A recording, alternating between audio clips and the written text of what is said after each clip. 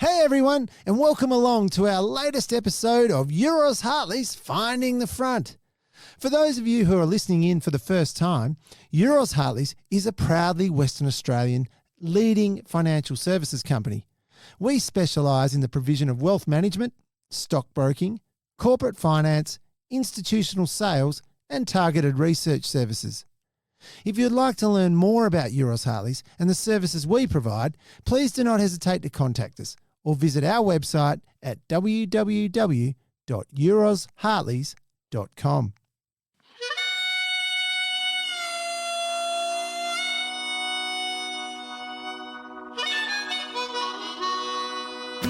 Welcome to Euroz Hartley's Finding the Front, where we get to know the people who front some of Western Australia's leading companies, providing you with real insights into the way they think and approach things, both in business and in life. So get the volume adjusted in your car or your headphones sorted and settle in for a great story. Here's your host, Tim Banfield. Hey everyone! Well, what an absolute ripper we have for this episode of Euroz Hartley's Finding the Front. Jennifer Westacott AO is one of Australia's most prominent and highly regarded public figures. Her impact through senior leadership roles in both the private and public sectors over some 40 years of making a large and ever-consistent contribution to policy, public service and Australian public life is undeniable and absolutely inspiring. She is such a wonderful person with a huge story. And there is literally so much to cover with so many valuable insights and amazing achievements. So without further ado, it really does give me an enormous pleasure to introduce to Euroz Hartley's Finding the Front, the one and the only Jennifer Westacott AO. Hi Jennifer, and welcome to Euroz Hartley's Finding the Front. Thank you very much. Good to be here. Oh, look, thank you so much for joining us. And I know you've had a hugely busy schedule on your journey over from Sydney. You've had the Wesfarmers AGM yesterday, and here you are. Time to meet with us in the studio. So on behalf of Euroz Hartley's, we are genuinely very, very grateful. Very happy to be here. Good on you. Jennifer, look, there is so much to go through, and I talked about this off air before we started, and look, what a career and what an absolutely amazing life you've had.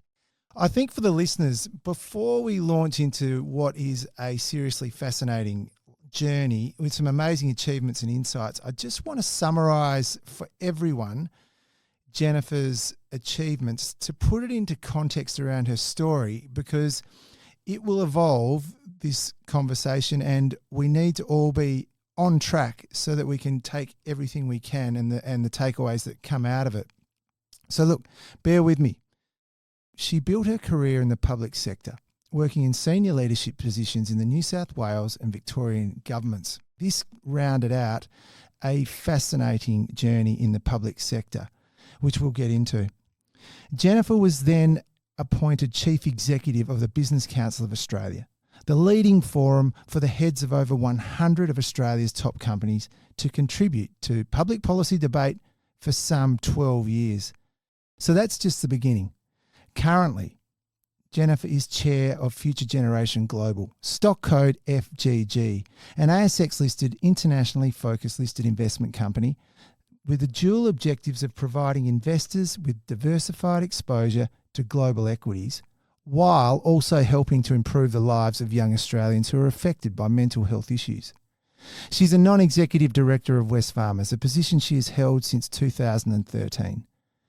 She is the Chancellor of the Western Sydney University. She is the university's fourth ever Chancellor and the first woman to serve in that role. She's currently the chair of the Bradfield Development Authority in Sydney, which is overseeing the design and delivery of the Western Sydney Aerotropolis, as well as integrated delivery across the Western Parkland City, a region that comprises some 38% of Greater Sydney's area. We'll hear about this, but she's also a board member of energy company ATCO Australia. Importantly, she is co-patron of Pride in Diversity, an organisation that offer a range of services to assist employers, sporting organisations and service providers with all aspects of LGBTQ inclusion.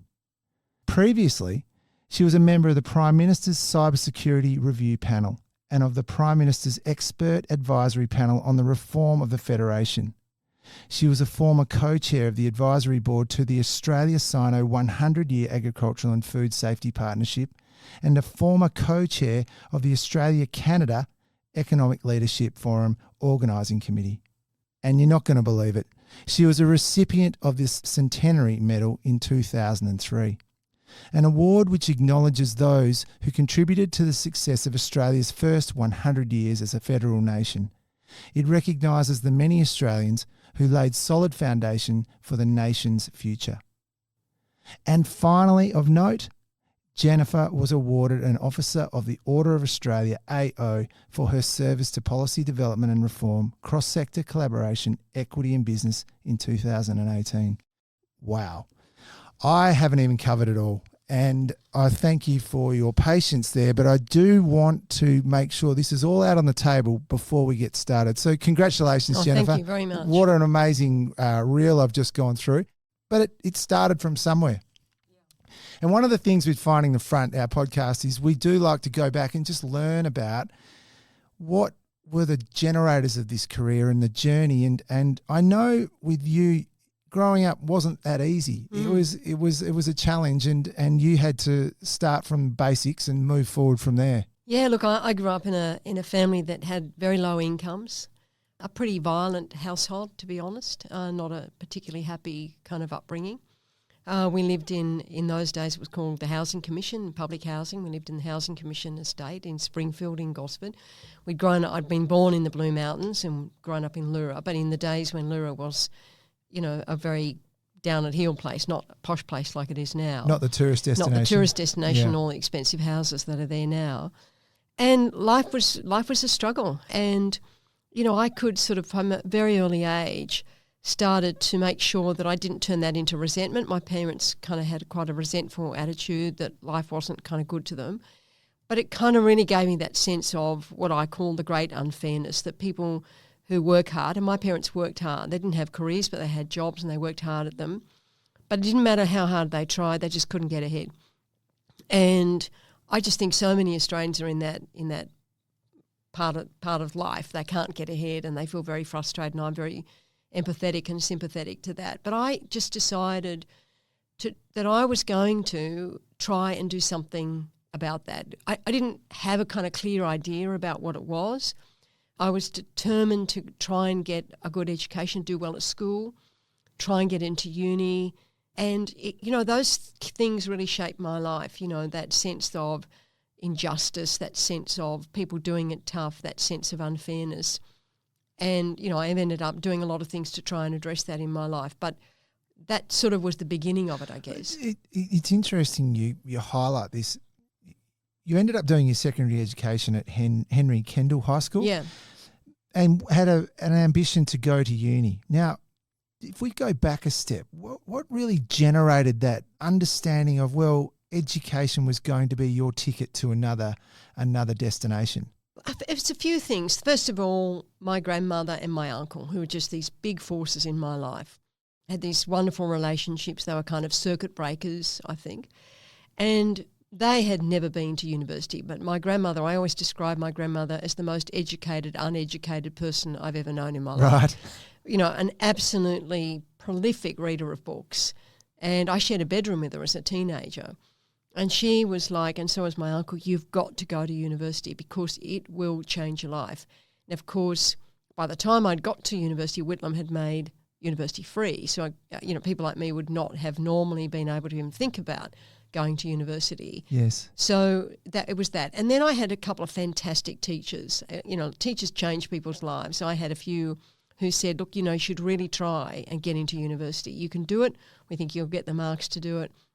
Give it a go and it'll change your life. You can then open up a whole lot of careers to be a teacher or to go into law or whatever. So university became this kind of really important destination for me. And I didn't know quite how it was going to change my life, but I knew it was something that would change my life. And when I was at school, it was not like it is now where it's kind of like everyone's going to try and get to university. It wasn't. It was maybe 10 kids in my classes that really wanted to go, but I was determined to get there. Were you academically gifted? Did you find it easy to do schoolwork? Sort of. Found some things, like everyone, some things easier than others. Yes. English, history, I was better than that than I was at maths. But I enjoyed school. I mean, I didn't like the process of going to school, but I enjoyed learning. I enjoyed reading. I was good at some things, but I just knew it was going to make a difference. I knew, and I remember a teacher called Ralph Murray just saying, you've got to try and get to university. You've got to try and harness these talents you've got of analysis and thinking and see if you can turn that into something in your life. Your uncle had a pretty positive role in that respect as well. I was reading that, you spent a fair bit of time with him fishing on Saturdays and Sundays and just talking about life. Yeah. Is that right? Yeah, absolutely. He was a terrific guy. Very complex figure. He'd been in Changi during World War II. He'd been a prisoner of war for 3 years. So, life was very difficult for him in that particular set of circumstances. But he came back to Australia. His job had been taken by technology, so he ended up working on the wharves. And he had that strong sense of helping people and this sense of justice that he felt very, very strongly about. And he would talk to me on his fishing boat, never told me the bad stories of Changi. He would tell me all the funny stories about him stealing things from the Japanese and, always being on the list to have his head chopped off. Right. And I suspect he was on the list to have his head chopped off, actually. Okay. But he never talked about the hardship of that. Occasionally he'd mention that everyone had cholera and he would try and help people, young people with cholera. But we would fish and he would talk. He'd talk about politics. He was a very avid watcher of politics, very committed to the Labor Party, very strong association with the Labor movement.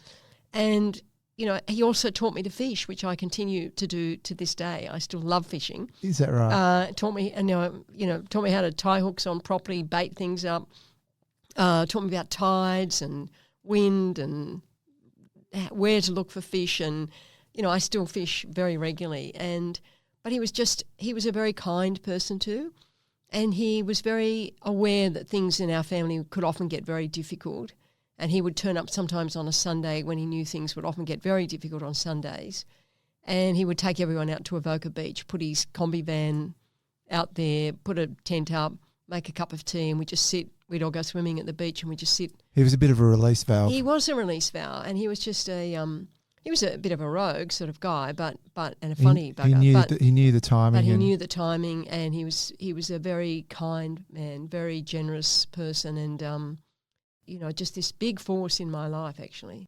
I've heard you discuss the importance of mentors, in your journey, and he was clearly one of them. Absolutely. And your grandmother, you mentioned you lived with your grandmother. Well, she lived with us for many years, and she and I shared a room, which, we occasionally had the odd row, but I actually really enjoyed it because I could read, I could sit up reading. She would talk to me about reading, and she was a very, very, very intelligent woman, great observations about life. She would read books that were incredible. I've still got her book collection, and people say to me when they see it in my library, "My God, have you read that book?" And I go, no, it was my grandmother's book. I haven't read it.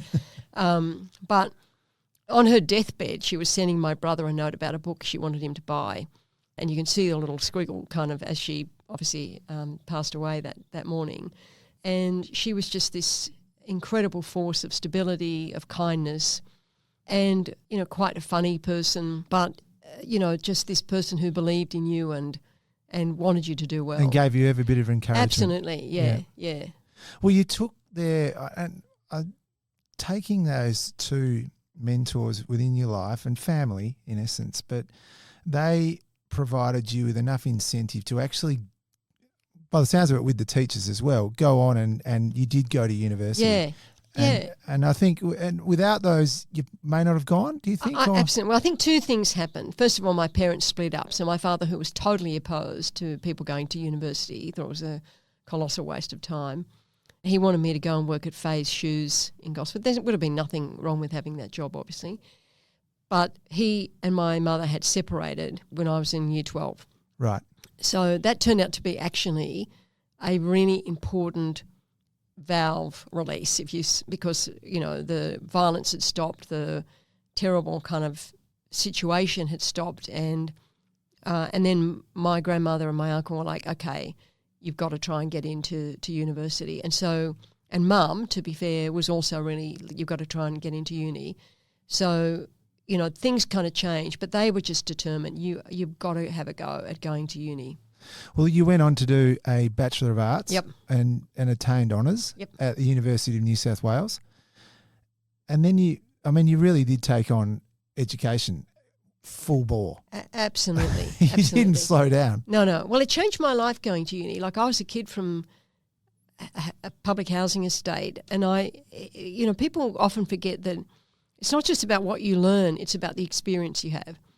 So suddenly meeting people whose life was so different to mine, people who'd travelled, like my family had never travelled. To the day my mother died, she never had a passport, she never left the country.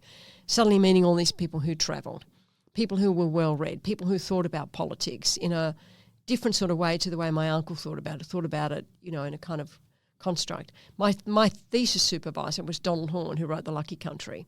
Imagine, a kid Wow. from the Housing Commission, having their thesis supervisor being the great Donald Horne.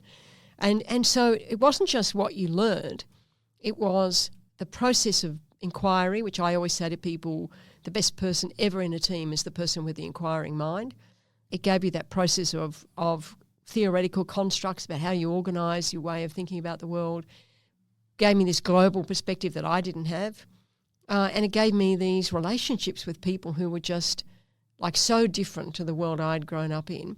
It was daunting, though. I remember the first time I went into the library, just being, oh, my God, how am I going to cope with this? And my gran came with me on orientation day. Did she? Walked me around the library and tried to calm me down a bit because I'm like, I'm not going to fit in here.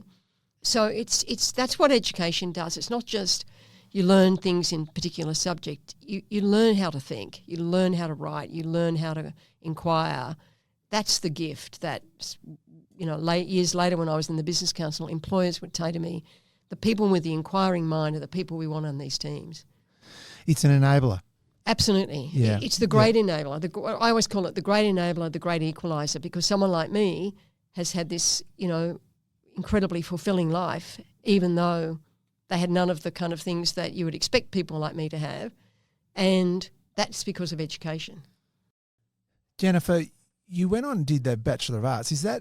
Did you actually know what you wanted to do? Now, I preface that because you developed a passion of wanting to make a difference. Yeah. Right, with your career, and I think we'll get into that in detail. But at that point, when you said, right, it's time to go to uni, is that why you did arts? I wasn't entirely sure. I thought, well, maybe I'll go and do law, but I didn't want to do law initially because I wanted to sort of see what it was all about. I also, at that time, was interested in politics, so I thought maybe if I do an arts degree, that might be the pathway into politics. It turned out to be a different sort of pathway.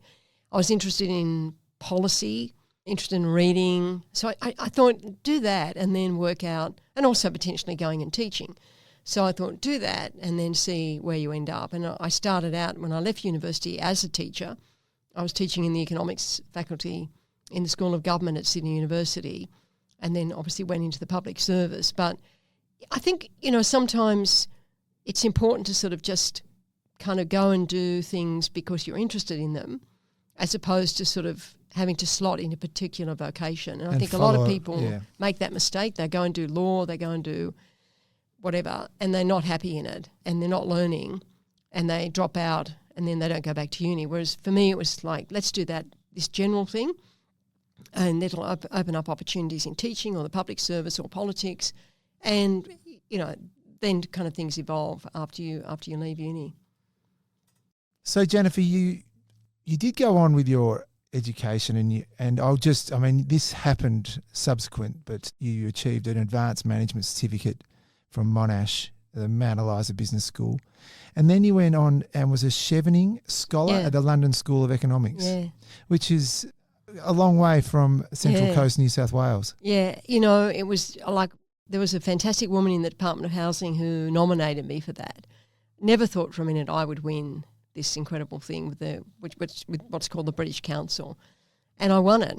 And, that was the first time I'd ever been overseas. So I got on that plane with a friend of mine and went to London, knew absolutely nobody, studied at LSE, but came back 20 years older, if that makes sense, Yes. 20 years more mature. Yes. Developed then a love for travelling, developed an appetite for travelling. And imagine, again, you'd sit there sometimes, in those classrooms at the London School of Economics thinking, I'm a kid from a housing commission estate. I'm at the London School of Economics. I won the Chevening Scholarship. Like, it was a big deal. Yeah. What a wonderful story. So just to take it back, you went into public sector straight away, Yeah. or in 1985. Yeah. Okay. Yeah. And you spent, some 14 years in the Department of Housing? Yeah, well, the first thing I did was actually I got from the university selected to do this policy traineeship. These are things people don't do anymore, which is very disappointing, to go into the Cabinet Office in the New South Wales government. So I got to work for Neville Wran and a man called Jerry Gleeson, who was the secretary of that department. And what an incredible experience that was. I was 25, having to write briefing notes about cabinet minutes that were going to cabinet. Yes. I got a chance to act as what's called the executive officer, where you'd have to go into Mr. Gleeson's office and go through the papers for cabinet and hear all the briefing notes that have been received. And, you had to, in those days, when you sent something to the cabinet, you had to get everything on a page. So if you were writing a kind of what's called a cabinet briefing note to tell the Premier whether they should support something or not, it had to be on one page. And this is before computers, right? Succinct. You had to be succinct. That skill has set me up for life. Yes. I'm really good at cutting to the chase. And that was because I learnt that from these incredible public servants who could get the most complex things on one piece of paper that had to be right the first time because you didn't have computers, right? No. You had a typing pool. You'd have to take your handwritten thing over and, the typist would type it up and it couldn't have mistakes in it. So that was great. Then I went to the Department of Housing. I got asked to go and be in the Department of Housing. So I think for the listener, this is a really pivotal part of Jennifer's life, because the Department of Housing, from what I can glean, was you went in there wanting to make a difference because of your background and because of what you'd experienced in the public housing sector, which was not ideal. Terrible. Terrible was in your words. You wanted to make a difference. You wanted to improve it for the people that were experiencing those conditions. Absolutely, I did. So my family and everyone who grew up in public housing in those days, they were just treated like second-class citizens. And there was a particular guy, a tenancy manager they were called. He was just so awful to my mother, bullied her. She was really afraid of him, actually. And, that was when I worked in the Department of Housing, I met lots of people like him, terrible bullies, treated the residents really badly, treated tenants badly. So I was determined to get in there and make a difference to how people were treated, because I just remember being ashamed to say you grew up in public housing. So we would often not write Springfield on postcodes or letters, or you'd often not tell people I live at Springfield because that was the Housing Commission estate.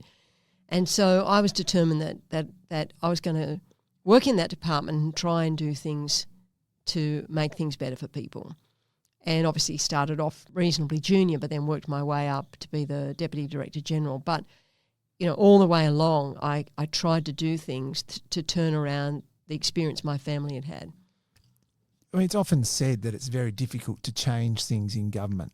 It is. And what was your experience? Did you make change? Oh, we made huge changes. And again... I know you did make change. Yeah, we made massive changes. But again, all these things are with teams, right? Yes. So I just happened to join the Department of Housing when there was a housing minister called Frank Walker, terrific Labor Party minister, who had the same vision. And then we got lucky with ministers who all had the same view that the department should change, that it needed to change.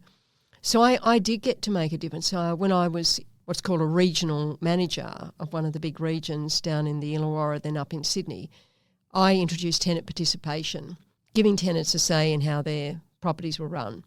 We, on the big high-rise estates in Sydney, which were terribly run down and very, very, very dangerous places for people to live, a lot of people committed suicide there. Again, working with a team, we did really basic things, like we put fences around the big high-rise buildings. Yes. Because when I'd go and talk to the tenants, what do you need? They say, we want fences because we can't have the kids outside because we're on McAvoy Street. Yes. For people in Western Australia, McAvoy Street's a really busy street. And then they said, is there any way we could have more security? Because people just come into the high-rise buildings, they trash the place, they're not tenants. So we put keys, electric keys. We then put a concierge, not to get people's dry cleaning delivered, obviously, but to kind of look after people. Yes. And because a lot of people were, by the time I ran the things in the Department of Housing, it had gone from the world I grew up in where everyone worked, but they were pretty poor, to nobody working hardly, and people extremely disadvantaged.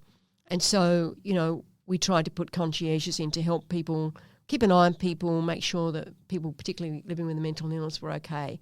We then started renewing these big estates out in Minto, out in Claymore, because they were very badly designed. We then started fixing the maintenance program, all these little things. Yeah, they made a difference. Made a huge difference. Yes. And I remember sitting in a doctor's surgery once in Glebe, and this guy was there, and he was a tenant of the department, and he said to me, aren't you the woman who runs the Department of Housing in Sydney? I said, yeah, I do. He said, I just want to thank you for getting our street fixed up and getting our places with things that we didn't have, getting them painted, getting our gardens fixed, getting all of the maintenance done in our house. He said, because I was so depressed living in that house, and then that happened, and then I've been living there pretty happily ever since. And you forget that all these things are about people. Yes, but very rewarding to have been able to achieve that. Yeah, absolutely. Not on my own, with a lot of fantastic for the team. people. Yeah. Obviously from the ministers down. Absolutely. Yeah. And it had to change. It was terrible. I mean, it was, maintenance was bad, the waiting list was huge, but more importantly, and this is something I really sought to fix, getting a public housing house. I know when my family got one, it was like winning the lottery, right? They were not going to get thrown out. They could afford the rent. It was a huge deal, even though there were things in the house that were kind of way behind standards, like we had an outside toilet for many years. By getting that house, I remember Mum and Dad just being like, it was like mass relief, right? Yes. Not having to move from rental property to rental property. These days, and certainly when I was running the Department of Housing, if you got a house, depending on what you got, it was often going to make your life a bit worse. You're going to be living next to someone who was trafficking drugs or people who are into crime. I really sought to try and fix that. Did I completely fix it? No, but we took a hard line on people who were drug trafficking. We were taking a hard line on people who were bullying their neighbours. So, it was a different world when I grew up in it. Yes. But, I wanted to make sure that when people got that phone call, you've got your house, that it really meant something in their lives, not, oh no, I've got that suburb, oh no. It was a happy moment. Happy moment. Yes. And I think for many people, even today, it's not a happy moment. They realise where they've got their place and they think, oh no. Thank you for that.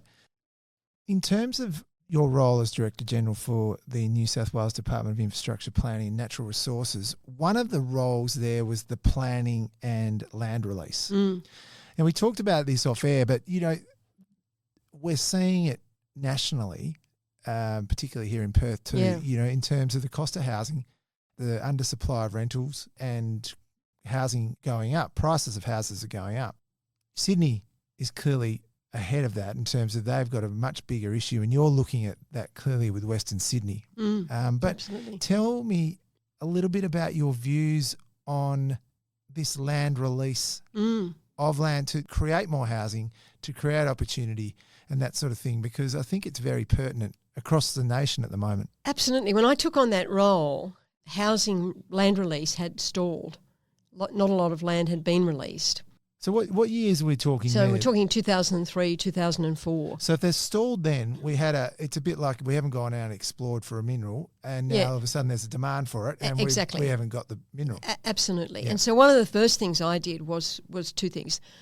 Was to release a lot of land, but to do it in a way, because part of the problem with housing and part of the story of Sydney, and I think many parts of Australia, but Sydney particularly, is that people would release housing, but they wouldn't fix up infrastructure, and they did nothing about the economy. They did nothing about making sure people had jobs. But most importantly, and the worst thing, particularly in Western Sydney, a lot of land got released, but there was no transport. So one of the things we did was start to really think about how the transport was going to be connected. And we started changing the way these big suburbs were released. We insisted that there be a shopping centre. We insisted on around the shopping centre there be a bit more medium density housing, so it just wasn't a big sprawl of dwellings. We insisted on things like cycleways and bikeways and walkways. We insisted on the developers contributing to the big roads that were going to connect these places. We did a big transport plan for particularly the southwest of Sydney and put a railway line in. And again, you need courageous governments to do these things before the housing went in. Never been done in Sydney. But so now, of course, transport first. Transport first. And we also did a planning code, very controversial code, but in my view, the right way to do things, to basically say for big subdivisions, where you're going to do a big subdivision, you are going to declare a lot of the development what's called exempt and complying. That is an as-of-right approval, and you are going to exempt it from appeals. Now, this was not without controversy, but what's causing our housing problem in the country is a lot of things, but if I name 5 or 6 absolute things that we've got to fix, we're not releasing enough land. We're not servicing that land in a visionary, forward-looking way, putting the infrastructure, the jobs in early. We're not upzoning a lot of areas in the middle rings of suburbs. Now, Chris Minns in New South Wales is trying to do that. That's not easy to do, but nevertheless... That's infill. Infill, yeah. There's a lot of older stock, a lot of housing that's sitting on 700 square metre blocks of land. You can get 4 apartments on that. And most people, to be honest, these days don't want to be living in a block of land that takes them, all day to mow. The other thing that we haven't done is put enough social housing supply in, and I don't mean public housing, I mean more innovative types of housing like they have in the UK, run by not-for-profit housing associations where people are paying a rent.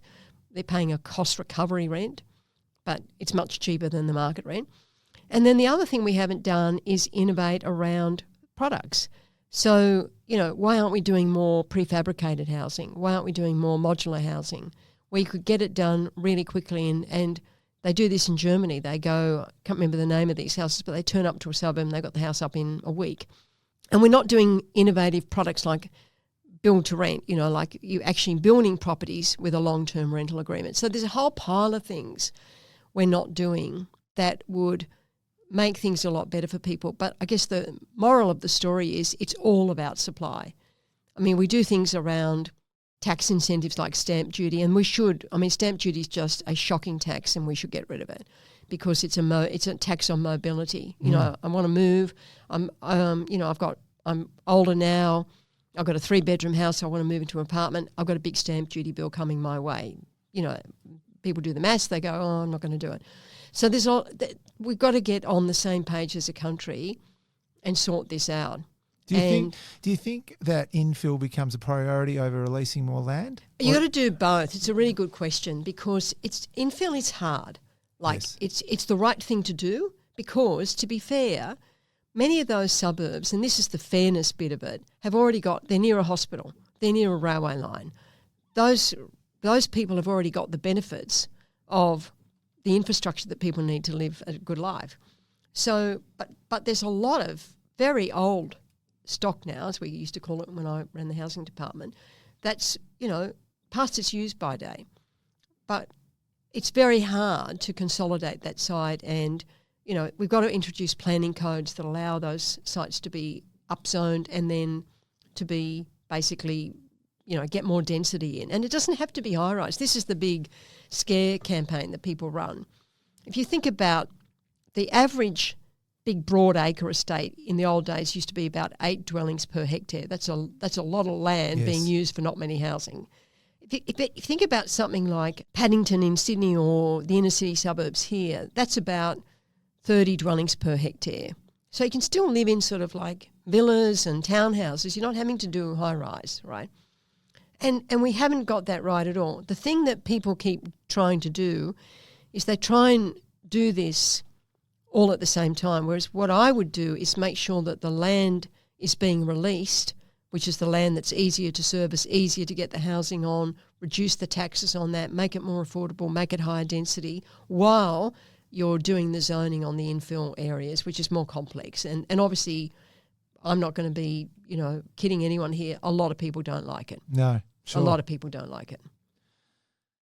It's interesting the debates that go on in that area, though, isn't it? I mean, it's clearly of front and centre, and for sure, it's how people are going to accommodate a growing population, immigration, and also the requirement for more amenity, as you pointed out. And I do think that there is a fairness issue here. Why should people in Western Sydney take all of the burden of housing without all of the infrastructure, without the services, without the childcare centres, the schools, the transport, the jobs? A lot of people in Western Sydney still drive a long way to get to work, when people in the inner suburbs enjoy, a teaching hospital 3 kilometres away, schools everywhere, buses, trains. It's not fair to just burden people on the outer rings with housing without jobs and infrastructure. So we've got to get the balance right. In 2003, Jennifer, hats off to you. You were awarded the Centenary Medal. Yeah. What an honour. It was. And I said at the start, an award that acknowledges those who contributed to the success of Australia's first 100 years as a federal nation. Yeah. How did that feel? What an honour. It was an incredible honour. It was. I remember getting the letter from the Governor-General, I think, and the Queen signed the letter. She was a certificate with the Queen's signature on it. And I was an absolute fan of the Queen. So this was also very exciting. But it was just great to be recognised as someone who'd contributed to the first 100 years of our great country. And, I was super proud of that, super proud. Oh, I could just imagine. My goodness. And I've still got it at home. I've still got the certificate. I've still got the medal. Yeah. And, I mean, you don't get a chance to wear these things very often, but when Her Majesty died and I went to the service at Parliament House in Canberra, I wore my Centenary Medal, wore my full AO, which is a beautiful thing. Yes. And I was so proud, Oh, thanks for sharing it.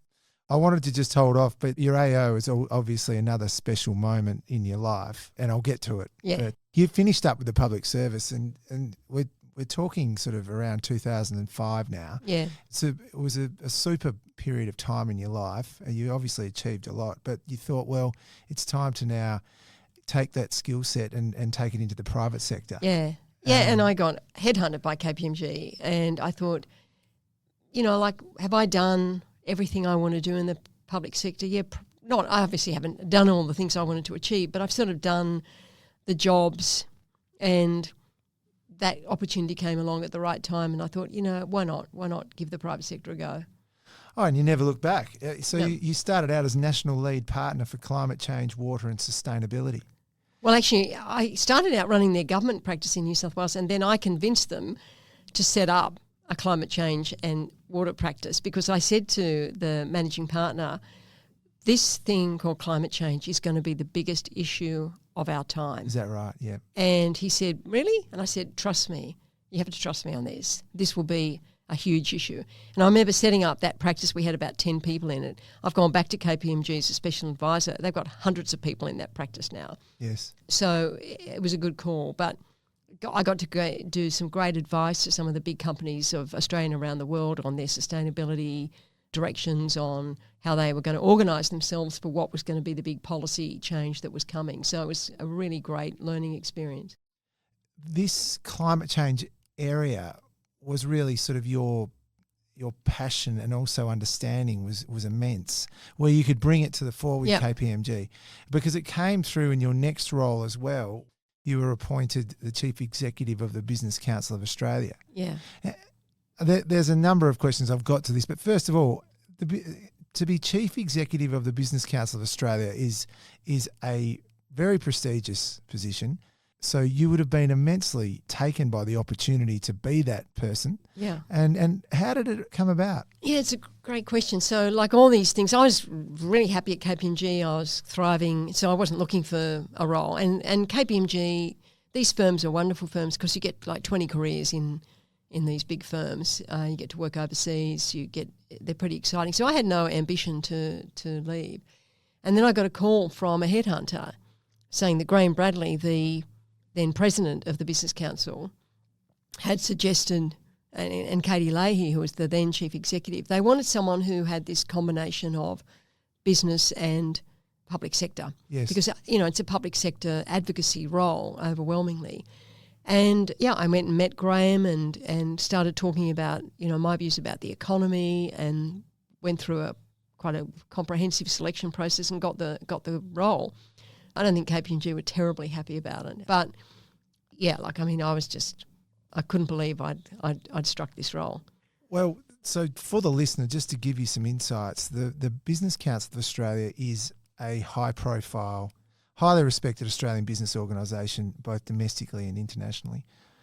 And it contains like the who's who of Australian businesses as members, and counts the likes of, for example, Matt Common, CEO of CBA, Rob Scott, CEO of Wesfarmers, Karen Dobson, MD of Dow ANZ, Kelly Parker, Chief Executive of Rio Tinto, and I saw Mel Silver as MD and Vice President of Google Australia and New Zealand on the board. So you're working with the CEOs of some of the most amazing companies. Absolutely. Day in, day out. Yeah, and it was such a privilege because, there's a lot of criticism of corporate Australia, which I always get a bit frustrated by, and it's criticism that Australians have, whereas when you go to the US, people don't have this view, right? But, these people are so smart, and they are in the Business Council because they care about the country. Yes. So when I would talk to them, I would be talking to them about policy. I'd be talking to them about what was right for the country. We were producing these incredible pieces of work about how the country could be better off if we took certain decisions. And you got a real sense of these people, not only how they ran their companies, but just what incredibly decent people they were. Yes. And how they cared about the country. And we would have, these policy committees on climate or policy committees on skills and education. And these incredibly busy chief executives would turn up to these meetings to talk about education policy or talk about climate policy or talk about infrastructure policy, talk about trade policy. And they would give incredible amounts of time to do that. And what they would bring, though, is this astonishing expertise from being the CEOs of companies that were often dealing in big global supply chains. And you would be able to take that wisdom into your advocacy of policy with government. And you'd be able to give examples. Well, this company would do X, Y, and Z if we did A, B, and C on this policy. Yes. It was just, it was an amazing role. It was like, I got to meet pretty much half the world leaders of the world. I got to meet Trump. I got to meet Joe Biden when he was vice president. I got asked to chair his business roundtable, so I spent like a whole day with Joe Biden. And, again, you sort of, I remember speaking to President Trump in the White House about tax and pinching myself thinking, I'm a kid from the Housing Commission estate. I've just met the President of the United States. Like, it was an amazing job. 24/7. Absolutely 24/7. Not without stress, these jobs, public advocacy jobs, are not without critics. Sometimes fair, sometimes terribly unfair. And of course, I was advocating for business at a time when there was a Banking Royal Commission or, business wasn't always popular. But, my very strong philosophical belief is that this country will fail if we do not get the private sector working properly, whether it's big business, small business. This country needs the private sector to work properly. And my job was to get governments to do the policies that were going to get that to happen, because without it, imagine what kind of country we'd be living in. It's a very interesting point you raise. And, when I was doing my research, I came across, it was an acceptance speech you recently gave at the 2024 Saluting Sydney Women Lunch, and it was relating to your time at the Business Council of Australia. 2 quotes you came out there with was that you cannot give if you do not have, and you cannot succeed if you cannot prosper. And it made me think, and it reflected back to your upbringing. And you cannot give if you do not have. Exactly. And what the Business Council of Australia and what you've just highlighted in terms of being able to have a thriving business sector is so important. Absolutely. And one of my jobs at the Business Council, and this is just a hugely important part of my life, is to remind people what business is, right? So I think sometimes people kind of want to characterise business as the people sitting around the board tables. But it's the people who work at Bunnings, it's the people who work at Coles and Woolies, the people, by the way, who saved us during COVID, who've been the unsung heroes, who stood at those checkouts not knowing whether you're going to give them a disease that might kill them, and served, and the people who delivered your groceries, and, you know, these great unsung heroes of COVID, the supermarket and retail workers. It's the small business people who are running the corner shop. It's the people in the small manufacturing place in Geelong who produce the sausages for Woolies and Coles. That's what business is. And if that sector doesn't thrive, we can't give. We can't afford the social safety net, the welfare system that Australians need and deserve. We can't pay for the health services, the transport, the infrastructure. But more importantly, and this was always my absolute passion as a kid, work is dignity. Work is purpose. When people are working, sometimes even in jobs that aren't the great jobs, they've still got a purpose and they've got a possibility to advance their lives. To reach their full potential. To reach their full potential, Yep. Exactly. Now, one of my big passions is to try and help people do more of that. But you can't do it if you're not working. And so whenever I hear people say, oh, the banks are making profits, isn't that terrible? I think, no, it's fantastic. Go and live in a country where the banks don't make profits and see what kind of living standards people have. Go and live in a country where the supermarkets don't provide the quality that ours provide, which people may have this view about them, but, you know, I tell you what, you're living in a place where they sell world-class produce, world-class product. You go into Kmart, and obviously I'm biased because, you know, I sit on the board of Wesfarmers, but, you know, you buy a quality piece of, you know, stuff, cutlery or something on the ATCO brand for $1, right? Yes, I mean, yes. You know, but more importantly, as a society, if people aren't paying taxes, if companies aren't paying taxes, if our great miners that have carried the country for a decade weren't paying those taxes, where would we be in responding to COVID? Where would we be in paying for health and education and infrastructure? That's the story of the private sector in Australia, and we just have got to remember that it underpins our capacity to give. Jennifer, you touched on Western Australia and the mining. Could you give us a little bit of an insight from the perspective of the Australian Business Council on WA? Yeah, look, WA is the economic powerhouse of Australia in so many ways. I mean, mining, if you sort of think about Australia's great kind of decadal trends about what changed prosperity in Australia. In the 90s, due to the policies of Hawke and Keating and Howard and Costello, we had this big productivity boom, and that generated higher wages and much better living standards because we, you know, changed the skills system, we changed the way the industrial relations system worked around things like enterprise bargaining.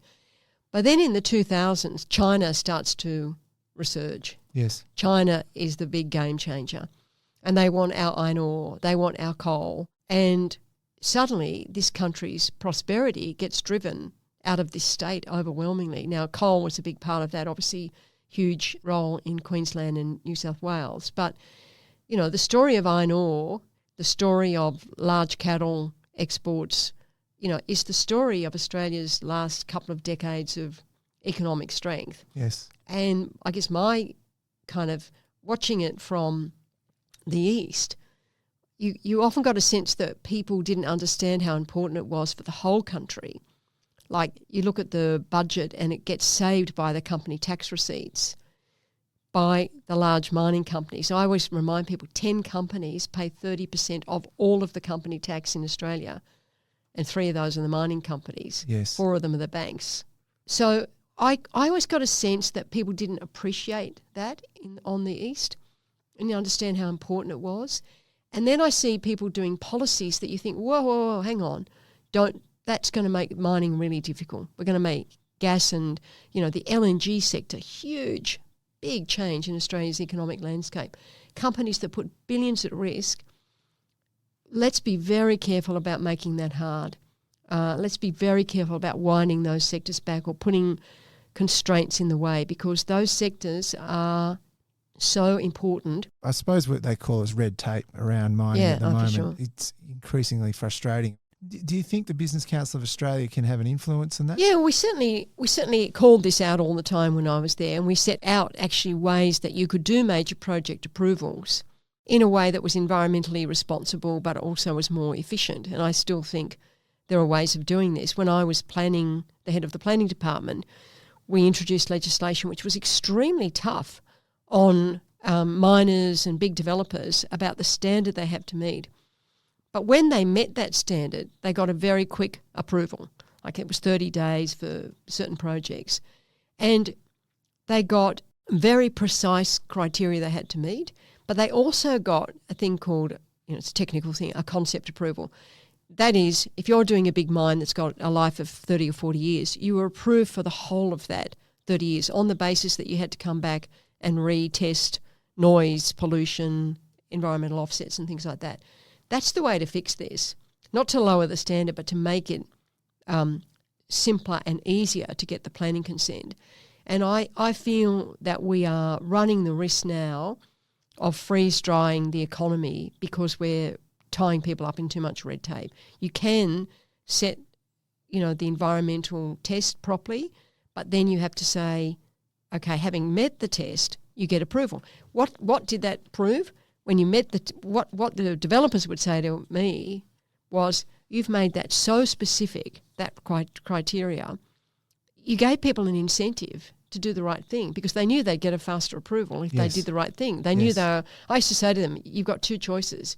You can be on the green express checkout, or you can be behind the 5 people who are doing 6 months of shopping and, see how that feels like when you've got to wait 9 months for your planning approval or 2 years. Everyone wants to kind of get this done efficiently, so make the incentive to do it. Yeah, absolutely.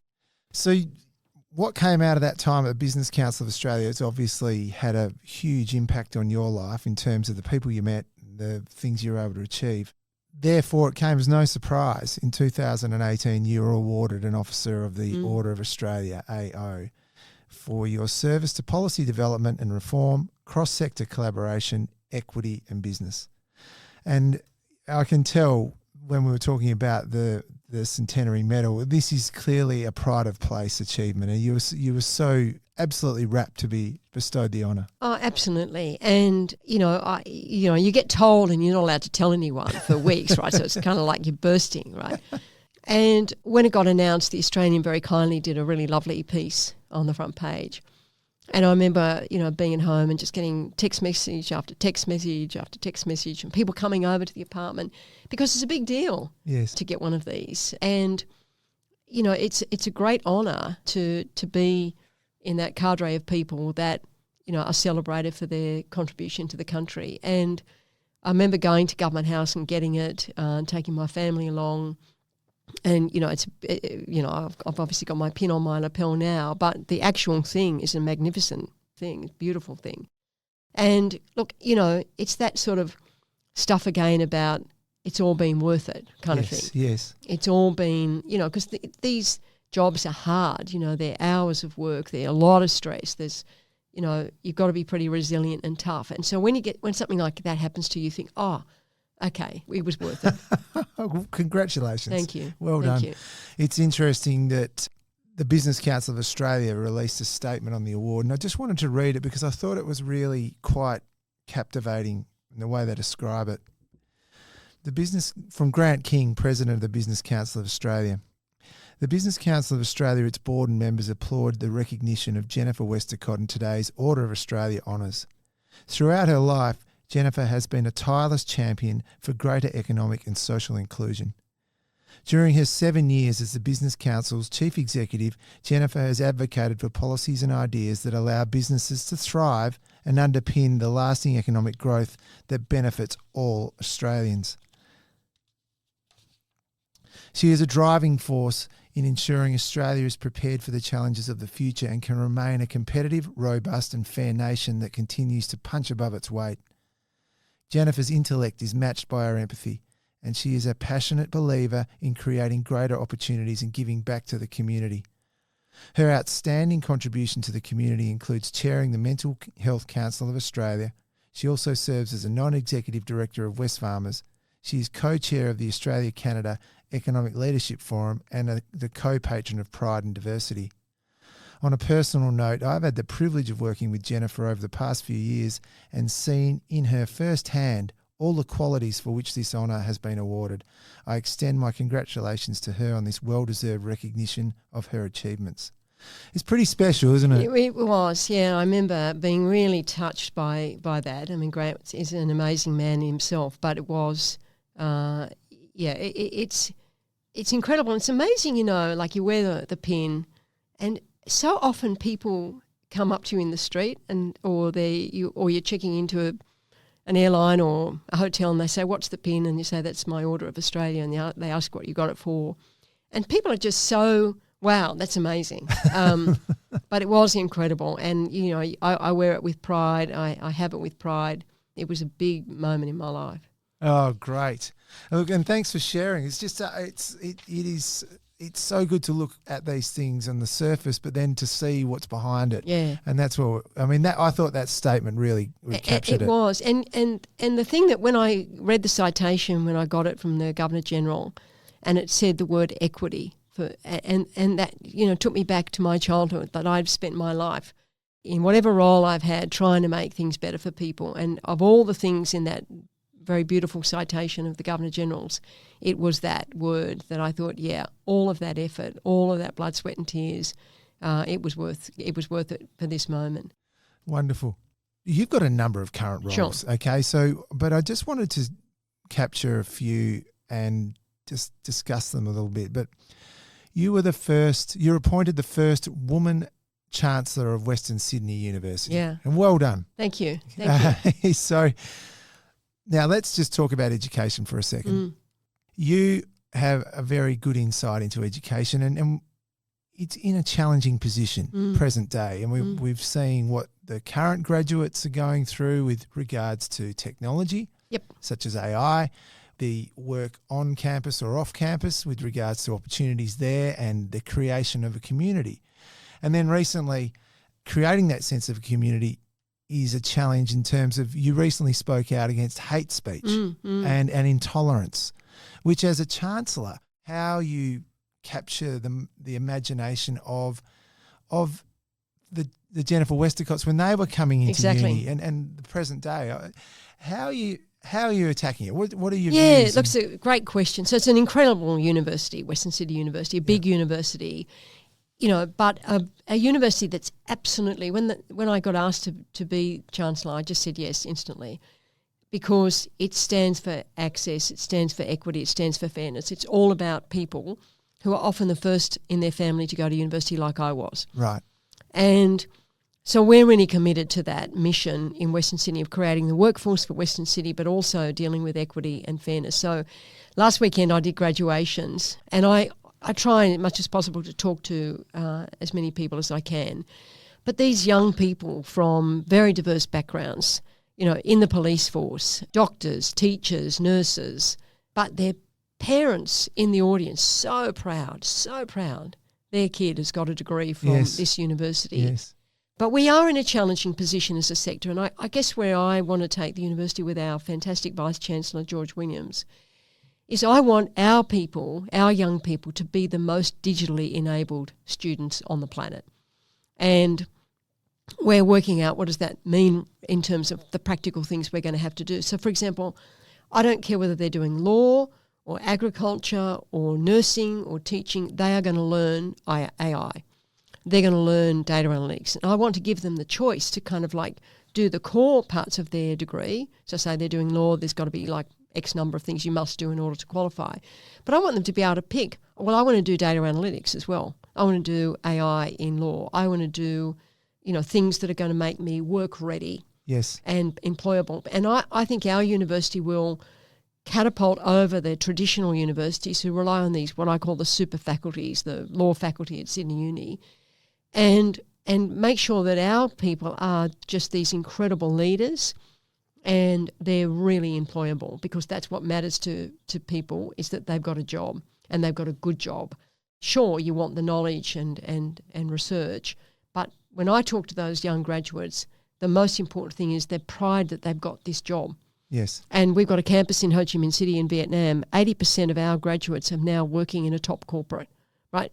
Changing their families' lives. Incredible journey. So that's the first thing. We've got to modernise the higher education system. It's too old. It's too clunky. It takes too long. And to be perfectly honest, I think a lot of the degrees are now way out of date, and they'll be out of date tomorrow. And so we've got to find different ways of teaching people faster, shorter credentials, and allow people to have more personalised choice, and allow them, for example, if they're studying at uni, to go and do a TAFE subject, because that's more relevant to their vocation. Or if they get an internship in a law firm, that counts in their degree. So that's the first thing. The second thing we have to do is make sure that we get the blend right between on-campus and off-campus. And interestingly, what our students tell us is they want to go back onto campus. Yes. Not for the big lectures where they can get those online, but for the tutorials, because learning is interaction. Learning is idea creation. Learning is like bouncing off, you and I bouncing off each other. We're learning. And having conversations. Yeah. But also people want the experience of being on the campus, and we're busily redeveloping our campuses to make sure people have got a better experience. And then the final thing is that they feel safe. And this is why I took such a strong stance on hate speech, because when I could see those placards at some of the universities who had the encampments that were, clearly anti-Semitic, really terribly offensive, very confronting images. And I thought, imagine if you were a Jewish student walking past that.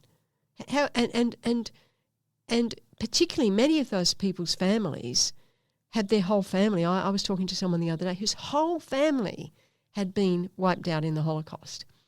And so to not create an environment of safety for people, I think, is a terrible failing of a university. And so obviously the current issue on campus is anti-Semitism, and I've taken a very hard line with our Vice-Chancellor. We won't put up with it, and we haven't.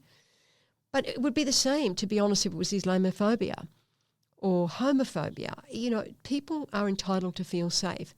What I get very concerned about is when people get muddled about freedom of speech, somehow entitling people to say, to hate speech. They are completely different. Universities should be places of contest of ideas, but they should never be places where people are frightened to come to the campus every day. And we've taken a very tough position on it, and we'll continue to do so, because you can't learn if you're frightened. You can't learn if you're hungry. You can't learn if you're not in a safe place. You can't learn if you're being sexually harassed by someone. That's what I think we've got to get our act together on. Thank you, Jennifer. It's really insightful. So I really do appreciate it. I will just move, because we're in the same area in terms of the Western Sydney precinct, but, the Bradfield development, which obviously ties into Western Sydney University. Yeah. Now, those less familiar with the project probably would love to hear what it's about, sure, and what the development is and where we're at. From the outside, we're developing a new city, and it's going to have an airport. Well, the first thing is the airport, right? So I got the great privilege many years ago of sitting on the committee that advised the government to put another airport in Badgerys Creek in Western Sydney. So it's about a 40-minute drive from the CBD of Sydney. And we've got to remember that well over 30% of people who use Kingsford Smith Airport are actually from Western Sydney, but they're driving long distances to get to the airport. So this will be initially an airport that looks more like an Adelaide airport in terms of its size. It's got a very long runway, 3.8 kilometres, so it'll take some big planes. It's a 24/7 airport. This is hugely important, right? Because Kingsford Smith, those many people in Western Australia who have been on that plane that gets turned around when they're missing the curfew at Kingsford Smith, this will be a 24/7 airport. This is crucial for freight as well as passengers. And then the plan is that over time this will be more like Dubai, this airport. This will be a very big airport. It's also going to be the first digital airport in Australia. So the first thing to talk about is an airport. So that airport is well and truly being built, well and truly close to completion, opens in 2026. I was there a couple of weeks ago. So we're sort of 80%? Oh, yeah. I mean, now they're into kind of like the testing stuff, but the carousels were being tested when I was there. The ticketing machines are there. Incredible thing. So that's the first thing. Now, sitting next to that airport is three precincts that are called the Aerotropolis. And one of those precincts is called Bradfield, which will be the new city next to the airport. And I've got the great privilege of chairing that city development. So we will be building a city that will have 10,000 homes, 2 million square metres of office space and commercial building. But the thing that we're doing that's really different is we're starting to think about that city from the perspective of job creation and industry creation. So the first building, by design, not by accident, is an advanced manufacturing research facility, which is all about keeping manufacturing in Western Sydney, growing the manufacturing base, doing robotics, automation, new materials, because Australia used to be out of the manufacturing race because of low-cost labour. Now it's all technology, it's all skills, we could get back into those big supply chains. So I want Western Sydney to be the powerhouse of advanced manufacturing in Australia. But more importantly, we want jobs, really good jobs in Western Sydney, because as it takes that population, we want to make sure that people have access to better jobs. And that's about putting universities there and this very high-quality development. So the first building I was there a few weeks ago, it's finished, and it'll have, robots and manufacturers all around Western Sydney coming in to learn new things. So it's quite exciting. Very exciting. Then we'll have the second building, which is a much bigger building, which will be focused on these very advanced things like semiconducting. Then we'll have university there. We'll have, a lot of big companies want to go in there and set up their training facilities or their research facilities. And then we're releasing what's called the super lot, the first of 12 high-rise buildings around a metro station which is connected to the airport. So the train station is well and truly built. I mean, it hasn't opened yet, and there's all the operational work to be done. But I was there a few weeks ago, and there's the station, a big central park, 36 hectares of open space. So this will be like a kind of a world-class city, 5 times bigger than Barangaroo if you've been to that part of the centre of Sydney. And then around that is an agribusiness precinct, where we want to have a 24/7 logistics hub, because a lot of Australia's freight could go out in the belly of a plane. Yes. In fact, 80% of freight goes out in passenger planes. That means our produce can get into Asian markets in 9 hours. You think about all of our fantastic meat and dairy and stuff getting into those markets. And then around the airport now are all these incredible logistics facilities, the big distribution centres, the big warehouses, because they want to be next to an airport. $9 billion of development applications are in the pipeline of development, 80,000 jobs. That's and a lot of that would be distribution. Absolutely. To go internationally or coming in. Yeah. So it's a really exciting project. It's hard to paint a picture verbally, but it's a big, big area of land. And the other great thing that has happened, which again I give great credit to government for this, is a $10 billion metro going out from Sydney that goes out through St Mary's, then onto the airport and then out to Bradfield. $20 billion of money has been spent on roads and infrastructure. So these roads that have been really congested for many years are now 8-lane highways.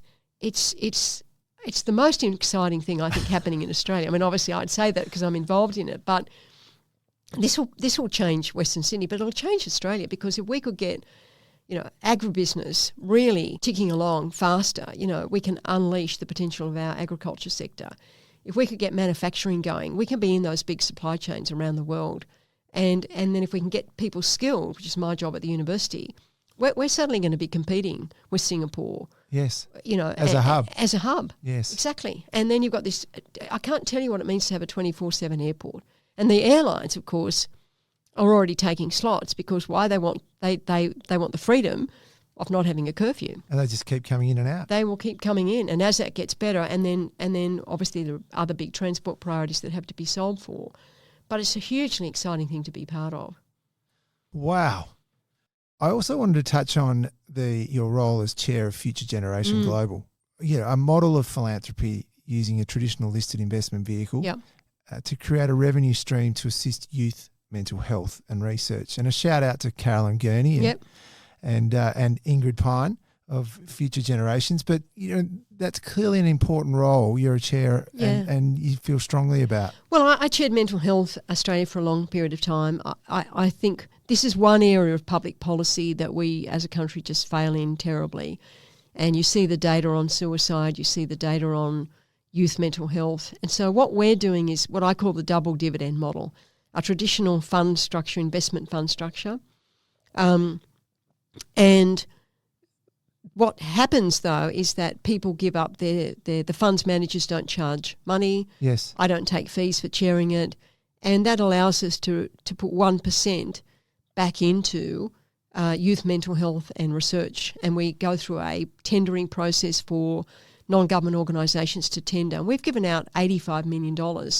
And more importantly, when we looked it's a phenomenal amount. It's a lot of money. Yes. And so, if you buy shares in FutureGen, because of the way we've set the fund up, is able to kind of contribute to this very big, complex problem in our society about youth mental health. This year actually, we released some impact work we'd done, and we'd reached millions of young people through these organisations. And, we've got to, as a country, not allow people to fall into preventable mental health problems.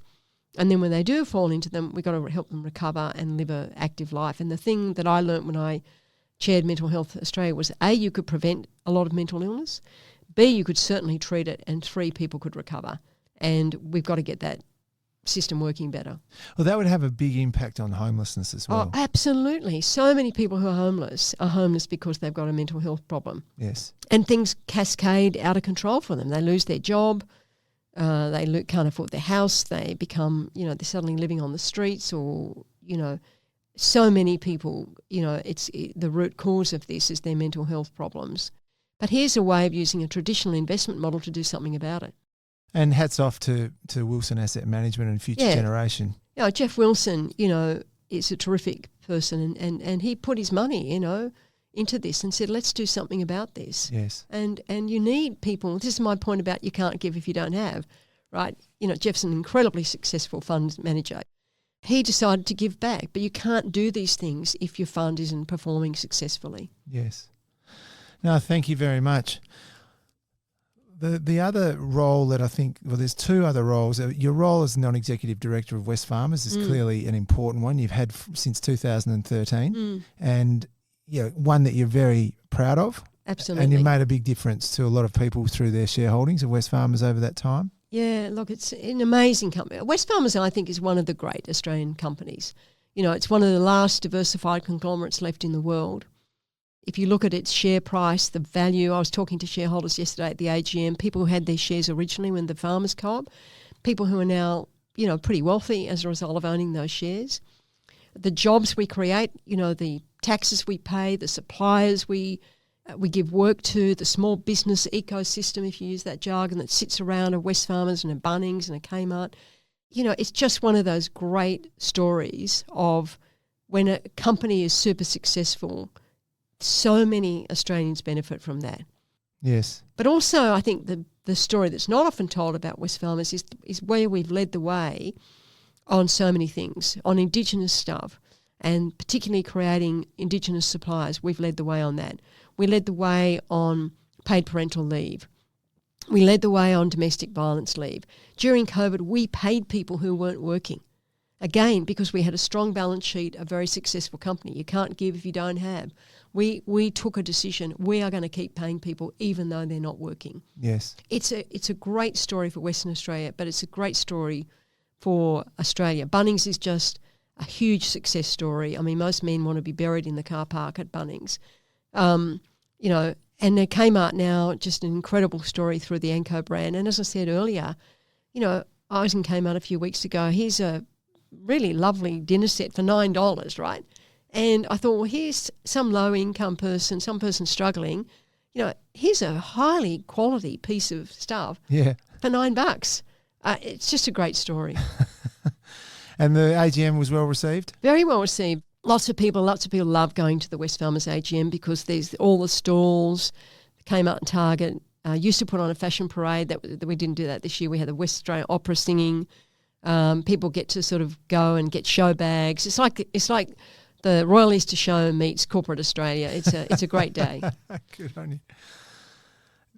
So you're co-patron of the Pride in Diversity. Yep. Now, this is best. I know you're a co-patron, and the other patron is Alan Joyce. And I think, when we look at this, could you just give us some insights into what this role is? Sure. And how it unfolds and its purpose in terms of corporate. I mean, it covers a wide range of organisations. So it's basically a membership organisation where corporates or government organisations join, and they get support with helping to include people, LGBTQ people, better in the workplace. Yes. And so they share information about best practice. They help particular companies sort out particular problems. They train middle managers, and we also run an index and an awards. And companies compete for that so they can get gold status, platinum status, which is a big deal as a employer of choice. So people wanting to work somewhere. Right. Let's remember, a lot of people kind of look at these things when they're choosing when they're going to work. Am I going to feel included? And they see I'm a platinum winner of that award. They know that means that's a very inclusive, safe place for LGBTQ people to work. And, the basic point is that, to me, these are economic issues as much as they're moral and social. To get the best out of people, they've got to feel safe at work. They've got to feel included at work. Yes. They've got to feel they can be themselves at work. If you're sort of like living a double life, you're hardly going to be the most productive person on the planet. So, getting people to be able to feel safe, relaxed, comfortable about being themselves means that they're not worried about that, they're not thinking about it, they're doing their job. And so that's what it's all about, getting more productive workplaces, safer workplaces, better workplaces, which I think is an economic story as much as it's a social one. Absolutely. And I'm sure it's growing. It's huge now. The membership's just continuing to grow. The membership is really big. And these awards we did this year, there were maybe 1,600 people in the room. Fantastic.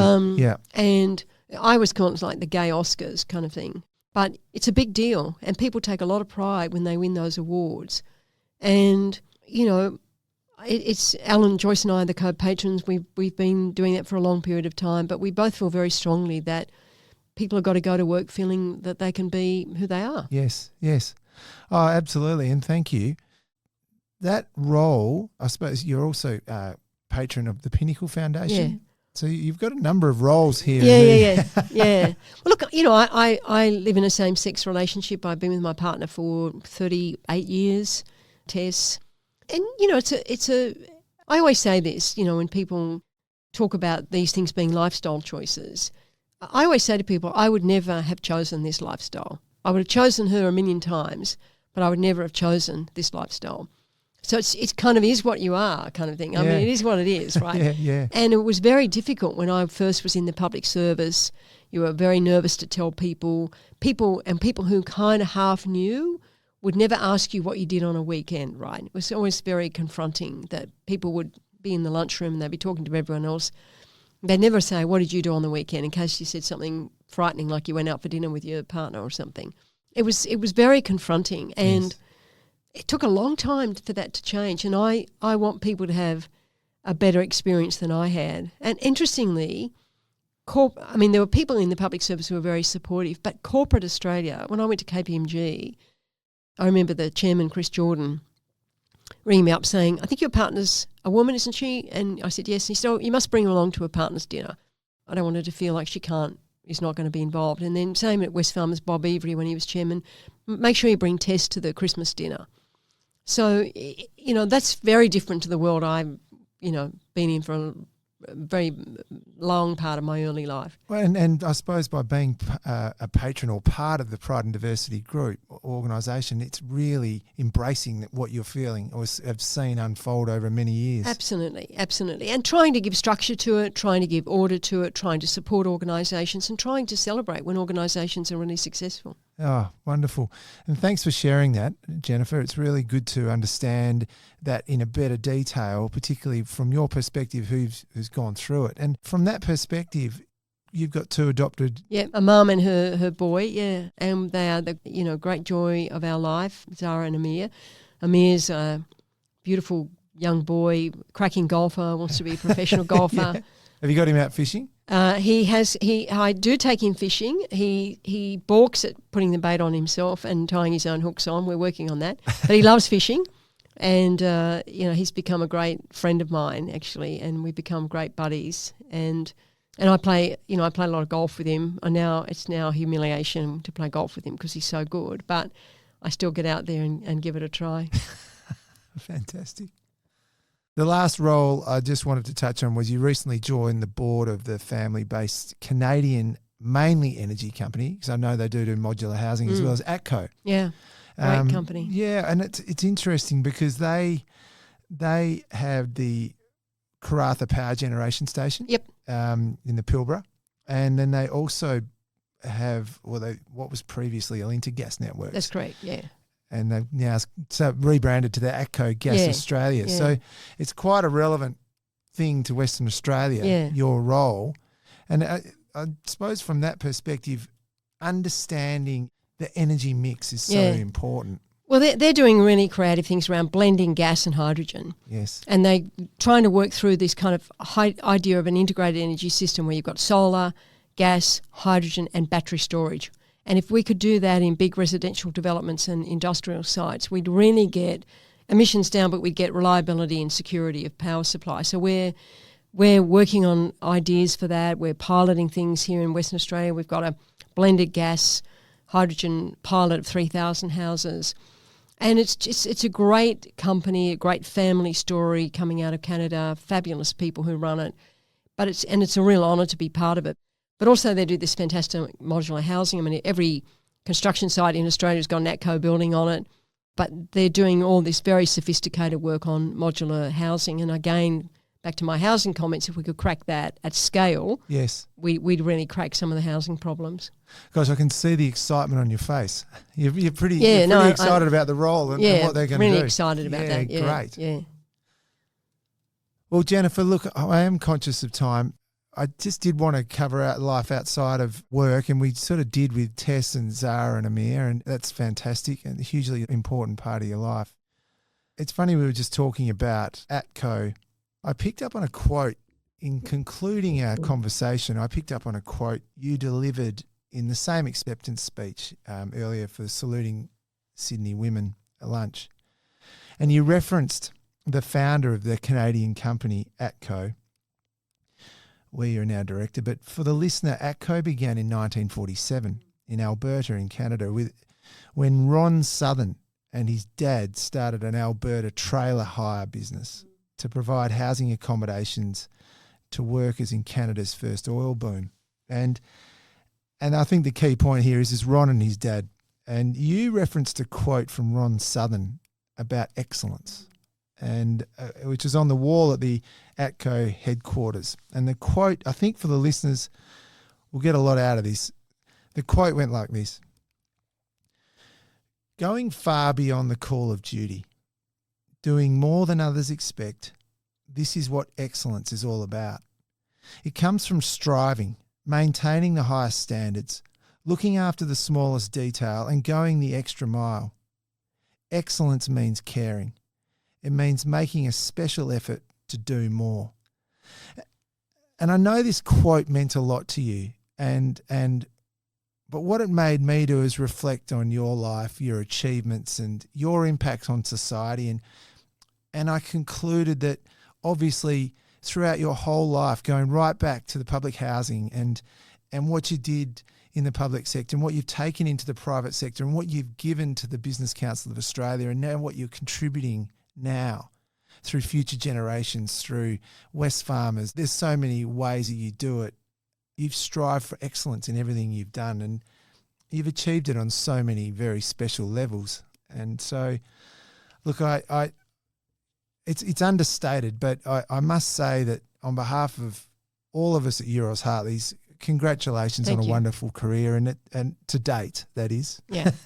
Still more to do. I know you've got a lot more to do, but thanks for taking the time out thank you very much. with us and finding the front and sharing all of this. It's been fantastic. we're hugely appreciated, and all of our listeners will get a lot out of it. And so, look, thanks, Jennifer. No, for, thank for, you very for much. joining us. Really enjoyed it. Good on you. Thank Okay, you. see ya. Thanks for listening to Euros Harleys Finding the Front. This podcast is for general information purposes only. Please check out eurosharleys.com for more information. Euros Harleys holds Australian Financial Services Licence 230052.